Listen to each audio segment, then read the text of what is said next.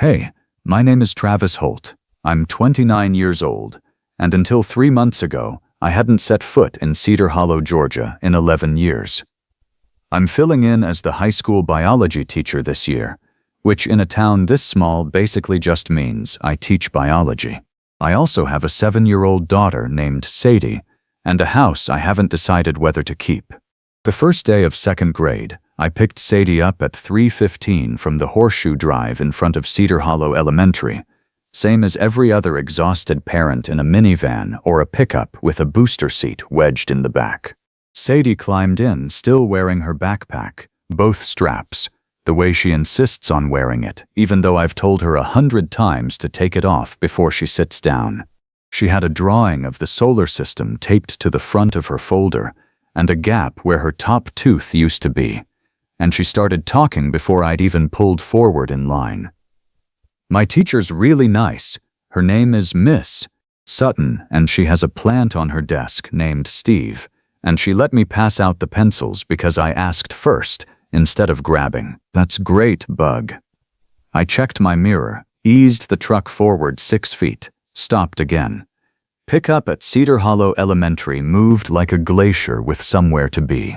She asked my last name during attendance, and I said Holt, and she got kind of quiet.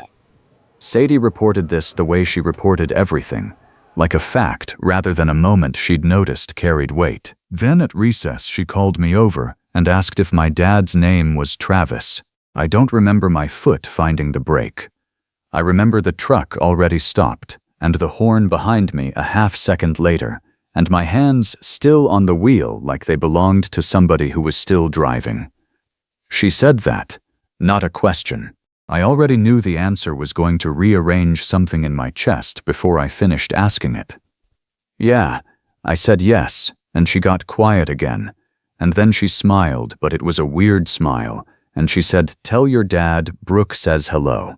I don't know how long I sat there before the truck behind me leaned on the horn again, long enough that Sadie twisted around in her booster seat and asked if we were being rude by blocking the line, long enough that the name had already dropped through 11 years of my life like a stone through still water, and I was still waiting to hear where it landed.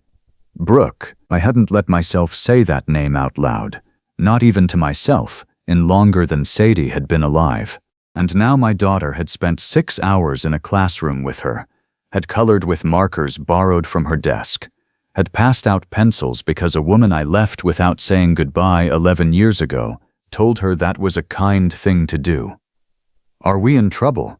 Sadie asked, once the truck behind us finally swung into the other lane with a look I didn't need to see to picture.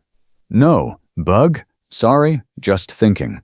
I pulled forward, turned out of the lot onto Route 9, and drove the rest of the way home on a road I'd known since I was younger than she is now, not really seeing any of it. She told me about a boy named Wyatt who ate paste, and a girl who cried during the fire drill, and how Miss Sutton's reading corner had actual pillows, real ones, not the flat kind. I said aha and no way, and that's wild in what I hoped were the right places.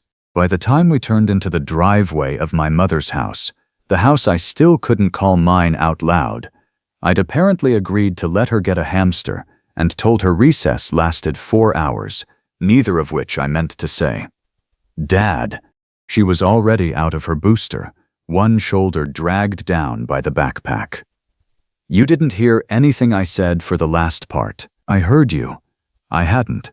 "Go wash up. I'll start dinner." She went inside. I sat in the driveway a while longer, engine ticking as it cooled, looking at a house I'd spent my whole childhood planning to leave, and I thought about a girl who used to wait for me on the church steps 2 streets over with a paperback and a bag of sour candy, and how she was apparently now spending her days 40 feet from my daughter, and I had no idea what to do with that except sit very still and let it move through me like weather. That night, after Sadie was asleep with the hamster negotiation tabled but not closed, I went out to the garage instead of going to bed, because sleep clearly wasn't happening, and because there was a box out there I hadn't opened since I carried it in from my mother's storage unit 3 months earlier. It was easy enough to find. Same water stain in the corner. Same masking tape label in my mother's handwriting. Travis, high school. I hadn't opened it because I already knew. The way you know a bruise is going to hurt before you press it. Exactly what was inside. A yearbook. A church bulletin from a funeral I'd missed.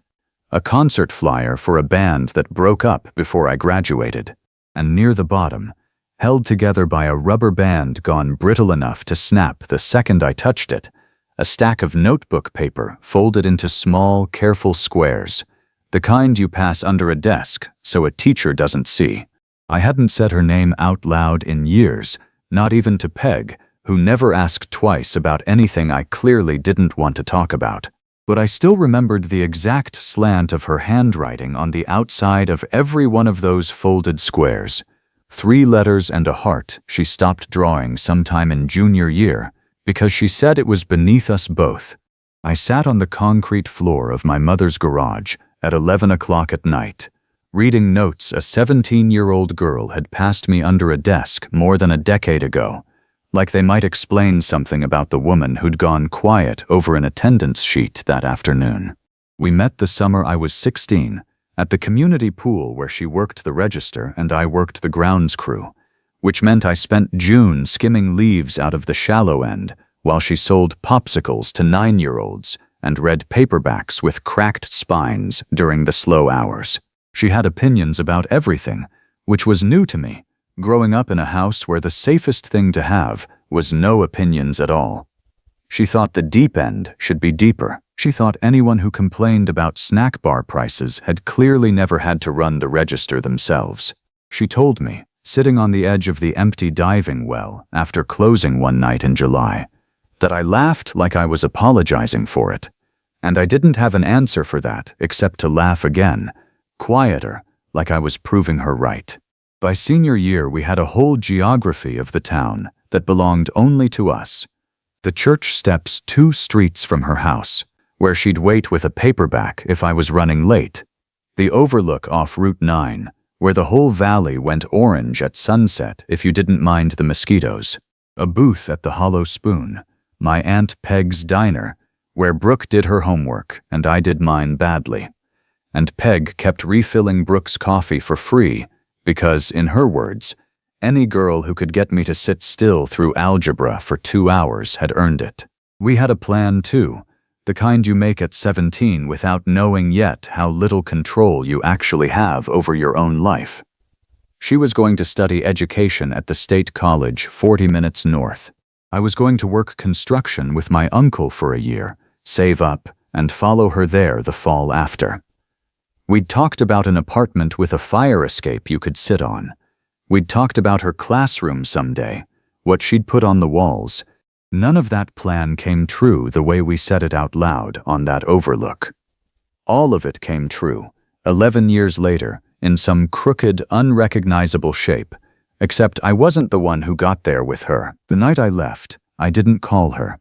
I want to say I tried and couldn't get through, because that's the version I told myself for the first year or two, back when I could still stand to think about it at all. The truth is smaller and uglier than that. My stepfather put my mother in the emergency room 4 days before graduation, and once she was steady enough to be moved, she'd already decided we weren't staying in the state long enough for him to find us again.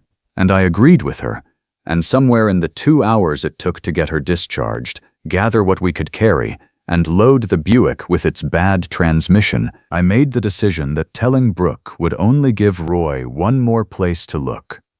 I told myself it was protecting her. For a long time, I actually believed that, the way you believe anything you need to believe in order to survive your own choices. It took most of a decade to admit the truer version, which is that I was 18 and terrified and ashamed of exactly what kind of house I'd grown up in. And it felt easier to disappear as a mystery than to stay long enough to be understood as a boy who came from a place like that. I left a note, for whatever that's worth, which by that point in my life wasn't much. I taped it inside the loose brick behind the church steps, the one we used as a mailbox for 2 years of birthday cards and apology notes, and one very bad poem I hope to God she never actually read. I don't know if she ever found it. I never went back to check. I never worked up the nerve to ask, not in 11 years, not even after my mother died 3 years ago, and there was suddenly nothing left stopping me from coming back to Cedar Hollow except my own cowardice, which turned out to be plenty on its own. I came back in June because my mother's house had been sitting empty since she passed, and Peg finally talked me into either fixing it up to sell or admitting I was never going to, and letting someone else deal with it. Sadie needed a change too, if I'm honest. Her mother and I split 2 years ago, mostly on account of things that were more my fault than Megan ever gave herself credit for admitting to. Megan and I share custody, and she'd agreed Sadie could spend the school year with me while we found out whether Cedar Hollow was going to stick, with breaks and long weekends worked out between us. Atlanta had been fine, not lonely exactly, just a life-sized for two that had shrunk down to fit one adult and one very opinionated 7-year-old, and neither of us minded the smaller space until Sadie started asking why our house didn't have any noise in it after 8 o'clock. I told myself Cedar Hollow was temporary. I had a standing offer to go back to my old lab job in Atlanta whenever I wanted it, and I told the district here I'd only sign on as a long-term substitute through the fall semester, filling in for a teacher out on leave, which gave me until the week before Christmas break to make it official one way or the other. Stay and sign a real contract. Go and let the house sell to whoever wanted a fixer-upper with good bones and a garage full of somebody else's memories. Peg thought the deadline was ridiculous. You're either home or you're not, baby. She told me the day I moved boxes into the garage, wiping her hands on the apron she wore even outside the diner like armor. A house isn't a layover. I told her I needed the exit clearly marked, same as I'd needed it in every room I'd walked into since I was a kid in Roy's house, and she gave me the look she'd been giving me for years, which said she thought that was about the saddest thing I'd said all week, and she might not have been wrong. I managed to avoid Cedar Hollow Elementary in person for 11 days after that first pickup line, which took more logistical effort than I want to admit, including asking Peg to cover 2 afternoons and telling Sadie I had a dentist appointment on a Tuesday I did not have a dentist appointment on. It ended on a Thursday night in September at Meet the Teacher, which Sadie had circled on the fridge calendar in red marker like it was a national holiday, and which I could not, in good conscience, find a way to skip. Cedar Hollow Elementary smelled exactly like it had when I went there myself. Pencil shavings and floor wax, and something faintly like tomato soup that never fully leaves a cafeteria, no matter how many years pass. Sadie pulled me down the hall by the hand, past a bulletin board of construction paper apples with kids' names on them, straight to a door with a laminated sign that read MS, Sutton's class, in bubble letters somebody had clearly cut out by hand. I stopped walking about 4 feet from the doorway. Sadie didn't notice for a full 3 seconds, still towing my arm, before she looked back at me like I'd turned into furniture. "Dad, come on." I followed her inside. The room was smaller than I remembered classrooms being. Low chairs stacked in colorful towers, a rug shaped like a world map, a fish tank on the windowsill with 2 goldfish labeled salt and pepper. At the far end, crouched to eye level with a kid showing off a drawing, was a woman with light brown hair pulled back and a pencil stuck through the knot of it, sleeves pushed up past her elbows, laughing at something the kid said with her whole face, the exact way I remembered her laughing at things that weren't even that funny, just because laughing was easier for her than not. She looked up before Sadie said anything. Instinct, maybe, or maybe 11 years hadn't changed my face as much as I liked to believe while shaving every morning. Her eyes found me across a room full of second graders and finger-painted sons, and everything about her went still for exactly as long as it takes a person to remember how to keep talking to a child mid-sentence. And that she told the kid in front of her, voice not missing a beat, professional as anything, is a beautiful son. Can I keep it on my desk? The kid beamed and ran off toward the fish tank, and Brooke stood up slowly, the way you stand when you're giving yourself extra seconds to decide what your face is going to do. Travis. Just my name. Not a question, not quite a greeting either. A fact she was confirming out loud, the same flat way Sadie had reported it to me 11 days earlier. Brooke. I hadn't planned anything beyond that, and standing in a room full of finger-painted suns, with my daughter's hand back in mine like an anchor, it turned out I didn't have anything else ready. Neither of us said anything else for a second. Sadie looked between us with the open curiosity of a kid who senses a story happening over her head and hasn't yet learned it's rude to ask about it directly. You two know each other. A long time ago. Brooke's voice caught on the word long in a way that carried more weight than the word usually gets to carry.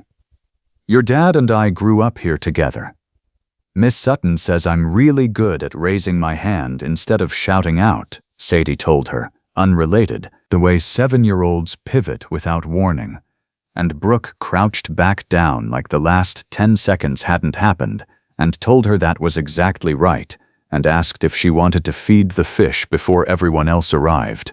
I stood there while my daughter got instructions on fish flakes from a woman I used to know every inch of, in a way that had nothing to do with fish flakes, or laminated bubble letters, or the life either of us was currently living, and I understood, standing in that doorway, that I had until Christmas to figure out what to do with the fact that I hadn't stopped loving her. I just stopped saying so out loud. Another set of parents came in behind us before either of us could say anything that mattered, something about a supply list and whether the school still did the Friday folder system. And Brooke's attention went where it needed to go, warm and professional and entirely out of reach for the rest of the night. I got Sadie home by 8. I didn't sleep much, again. October in Cedar Hollow means the whole town leans into fall, like it's a competitive sport. Every storefront on Main Street gets a scarecrow. The Hollow Spoon starts serving the squash soup Pegs made every October for as long as I can remember. And Cedar Hollow Elementary starts prepping for Harvest Night, an event I remembered mostly as free cider and losing the cakewalk to a girl named Katie Fenwick 4 years running.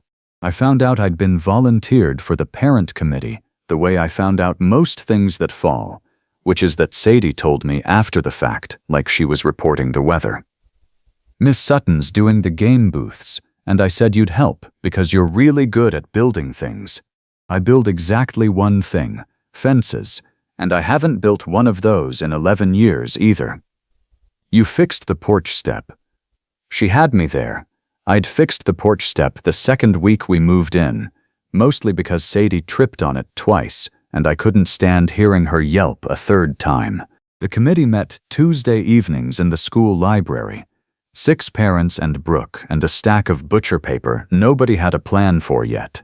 I sat 2 chairs down from her the first week, close enough to catch dry erase marker and something like vanilla underneath it that I remembered from a decade ago and hadn't expected to still recognize on contact. We didn't talk about anything that mattered. Ring toss versus beanbag toss, whether the dunk tank was worth the liability form, whether Coach Briggs could be talked into sitting in it again, which apparently he could, every year, because he liked the attention more than he minded the cold water. It was almost easy, sitting in a library on a Tuesday, cutting stencils out of butcher paper, pretending we were just 2 people who happened to grow up in the same small town, instead of 2 people who used to plan an entire imaginary life together 2 blocks from where we were currently sitting. The third week, we were the last 2 left at 8:40, stacking folding chairs because the custodian had already gone home and somebody had to. I hoisted a stack wrong, off balance, and she reached out without thinking and steadied it with one hand flat against the top chair, her arm brushing mine for maybe half a second. You always did that. Grabbed too many at once, so you wouldn't have to make 2 trips. efficient, reckless. She was almost smiling when she said it. The exact tilt of almost smile I used to spend whole summers trying to earn on purpose. You broke your toe doing that in Peg's storage room junior year. Told everyone you tripped. I did trip. Over the crate I was carrying, too many chairs to see around. She laughed, short and surprised, like it had gotten out before she'd decided to allow it. And then it was gone, replaced by something more careful, like she'd caught herself standing somewhere she hadn't meant to stand. She picked her bag up off the table. I should get going. Early morning. Brooke. Her name was out of my mouth before I'd decided to say it. She stopped at the door, not turning around right away. I'm not going to pretend the last 11 years didn't happen. I know I don't get to just show up in your classroom and act like nothing's owed. She turned around. Whatever had gone almost soft in her face a minute earlier was gone, replaced by something flatter and harder to read. You don't get to decide what's owed either, Travis. That's not up to you anymore. She left before I could answer, which was probably for the best, since I didn't have one ready. Harvest night landed on the last Friday of October, unseasonably warm all week, until the sky decided otherwise about an hour before doors opened. I was hauling the last folding table across the gravel lot when the first real drops hit, fat and cold and clearly not interested in waiting until 9. Brooke came out of the gym at a dead run, both arms full of paper lantern strings, calling for anybody who could hear her to start moving the game booths under the covered walkway before the cardboard turned to pulp. For about 11 minutes, there wasn't room in my head for 11 years of anything. There was just a ring toss booth that weighed more than it looked, and a beanbag stand somebody had anchored badly, and Brooke directing 4 parents and a 6th grader like she'd been running disaster relief her whole life, instead of a 2nd grade classroom. We ended up carrying the dunk tank frame together, one on each end. Brooke was soaked through by the time we got it under the overhang. I was only damp across the shoulders. Both of us were laughing anyway, for no good reason except the specific hysteria of being caught out and nearly out of options. Coach Briggs is going to be so disappointed. He had a whole speech planned. Tragic. You're barely even wet.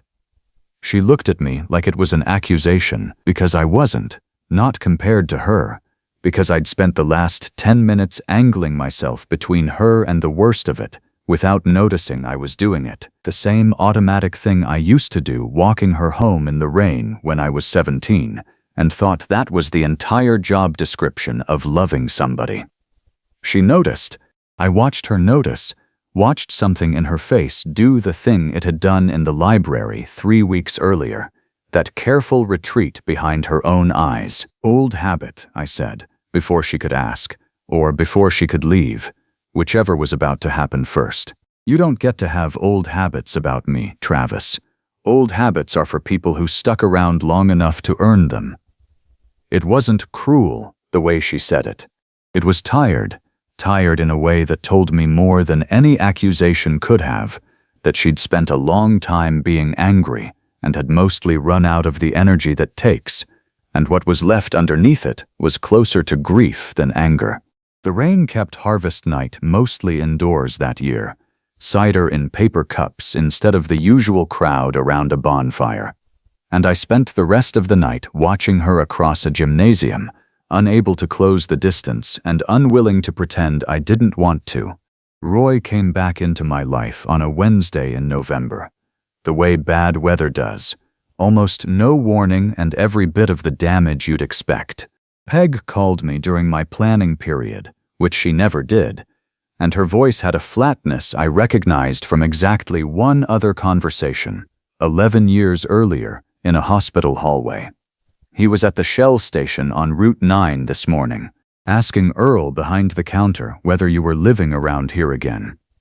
Earl didn't tell him anything, but Earl also called me the second Roy's truck pulled out, so I sat in my classroom after the bell with the lights off longer than I want to admit, running through a version of a plan I hadn't needed in over a decade, where Sadie was, who was picking her up, whether the house locks still worked the way they should.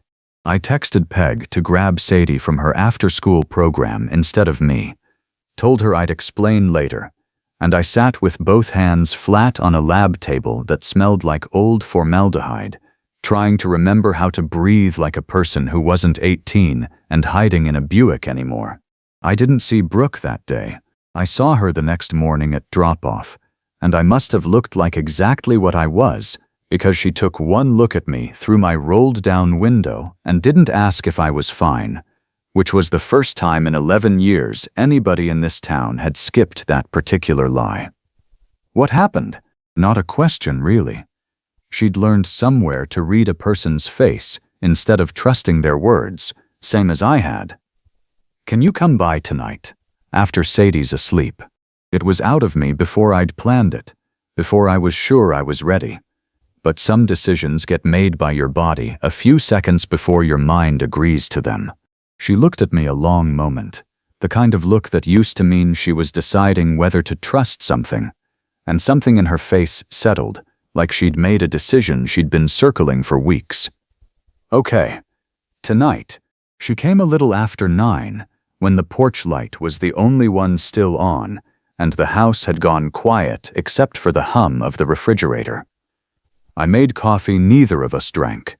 We sat on the porch steps instead of inside, the same kind of steps we used to sit on 2 streets over, and for a while neither of us said anything, just watched a truck pass on the road below and listened to it fade. Roy, that's who this is about. He's my stepfather, was. I don't know what he is legally anymore. I stopped keeping track a long time ago. I turned my mug in both hands, not drinking it, just needing somewhere to put them. He hurt my mother, more than once, but there was one time bad enough that we left the state 4 days later without telling anyone where we were going. Brooke didn't say anything.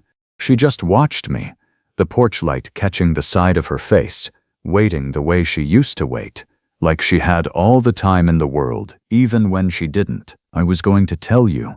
I had it planned, some whole speech. I don't even remember what it said anymore.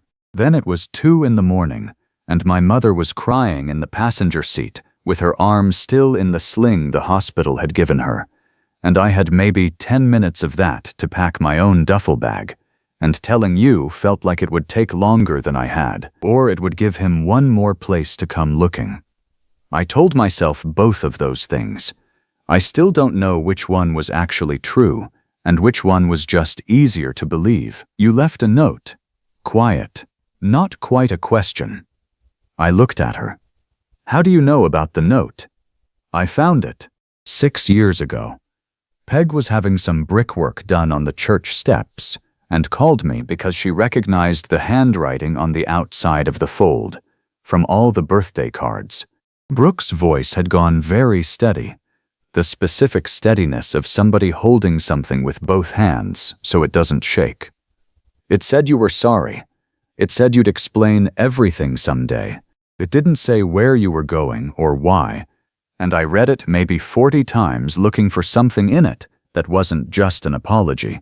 And there wasn't one, so I spent 6 years angry at a folded piece of paper instead of a person, because the person wasn't around to be angry at. Peg never told me. It wasn't quite a question. I made her promise not to. If you were ever going to explain yourself, I wanted it to be because you chose to come back and say it, not because she pushed you into it. Brooke held my gaze steady on that. She kept her word for 6 years. I'm guessing that wasn't easy for her either. Something in my chest did something I didn't have a word for.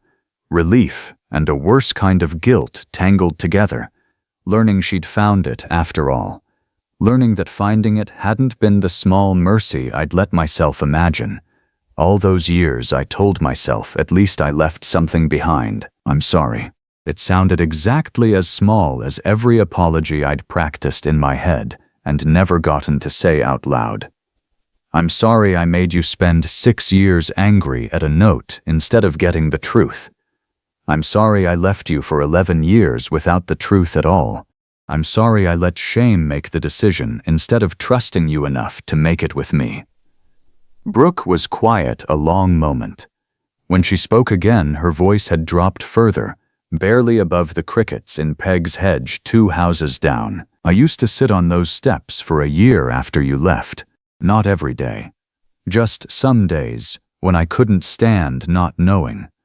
I told myself I was being ridiculous. I kept going anyway." She looked at me, and there wasn't anger in it anymore. Just a tired honesty that felt harder to survive than the anger had been. "I didn't need the whole story tonight, Travis. I needed to know you were finally willing to tell it, instead of deciding for both of us that I couldn't handle it. I know that now. Good, because I'm not 17 anymore, and neither are you, and I'm done being protected by people who don't ask me first." She didn't say anything else for a while after that. At some point, she reached over and put her hand over mine on the step between us, not holding exactly, just resting there, warm and steady, the same unhurried way she used to do everything that mattered. We sat like that until the porch light drew enough moths that she finally laughed, quiet, and said she should go before Peg sent out a search party, and I walked her to her car, and neither of us said anything about what came next, because some things don't need saying yet. They just need time to be true first. Roy showed up at the house a little over a week later, on a Saturday afternoon, while Sadie was at a birthday party across town, which I've since decided was the only mercy that whole autumn handed me on purpose.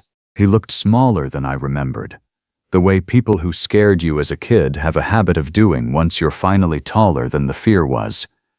He stood at the bottom of the porch steps, not coming up them, like some old instinct told even him he wasn't welcome past that line. "Just want to talk. Heard you were back." "You need to leave, Roy. I'm not here to start anything. Your mother, don't." I didn't raise my voice. I didn't need to, which surprised me more than it seemed to surprise him. "You don't get to say her name on this porch. You don't get to ask me for anything. If I see you near this house again, or near my daughter's school, or anywhere Peg's diner is visible from, I'm calling the sheriff, and I won't feel 1 second of bad about it." He stood there a moment longer, working his jaw the way he used to when a room wasn't going the direction he wanted. Then he turned around and walked back to his truck, and I stood on that porch until the sound of his engine was completely gone, and I noticed, distantly, that my hands weren't shaking. For the first time in 11 years, standing in the exact spot I used to plan my exits from, I hadn't looked for a single one. I called the Atlanta lab that Monday and told them to take me off the list for January. I called the district the same afternoon and told them I wanted the real contract, not the substitute paperwork, if the position was still open in the spring. That week, I also called the realtor and took my mother's house off the market. Principal Doherty said she'd been hoping I'd ask, and mentioned that Sadie's teacher had actually put in a good word for me sometime in October, which was how I found out Brooke had gone to the principal's office on my behalf without ever mentioning it, back when we were still mostly just 2 people arguing about beanbag tosses in a library on Tuesday nights. I used to think the bravest thing a person could do was leave before they got hurt worse. It took 11 years and a 7-year-old with her father's stubbornness and her own flat way of stating the obvious to teach me it was the opposite. The brave thing is staying somewhere long enough to be known, scars and all, and trusting the people who stay to see you anyway. Brooke and I took it slow through the winter. Coffee after work at first, then dinners with Sadie folded in, then finally a first kiss on my porch in January that felt less like starting over than like coming home. By late May, Sadie was finishing out the year in Miss Sutton's class, already mourning the move to 3rd grade down the hall come fall, a prospect she considered a personal tragedy until she remembered that Brooke had been showing up for dinner 3 nights a week all winter. Sadie decided that arrangement beat a reading corner with real pillows by a wide margin. One evening in May, The three of us walked back from the hollow spoon after Peg force-fed us pie nobody had asked for, past the church on the way home. Sadie ran ahead to the steps the way she runs everywhere, all momentum and no particular destination in mind. Brooke slowed beside me, looking at the same brick I'd once folded a note behind, worn smoother now, some of it replaced during Peg's repairs, but the same steps, the same slope of shade from the same old oak. You ever think about what would have happened if I hadn't found it? The note. For all 11 years, actually. I just didn't know you'd spent the last 6 of them wondering about it too. She smiled at that, small and real, nothing careful about it anymore. I used to think I was waiting for an explanation. Turns out I was just waiting for you to come back and give me one in person. Sadie was crouched at the bottom step, examining something in the grass with the total focus she gives to anything that might be a bug. She looked up at us, squinting against the last of the sun. Are you guys getting married? Not really a question, more a status update she expected us to confirm, the same flat delivery she'd used the day she told me my teacher knows you, months before either of us was ready to hear it. Not yet. I said it to Sadie, but I was looking at Brooke when I said it. But I think that's where we're headed. Brooke's hand found mine on the sidewalk, the same unhurried way it had found me on the porch that night in November. So do I. Sadie weighed that with the seriousness of a kid deciding whether a fact was acceptable, decided it was, and went back to whatever she'd found in the grass. I stood there a moment longer on the same steps where I once used to sit, working out every possible way to leave this town, holding my daughter's teacher's hand instead, and staying exactly where I was.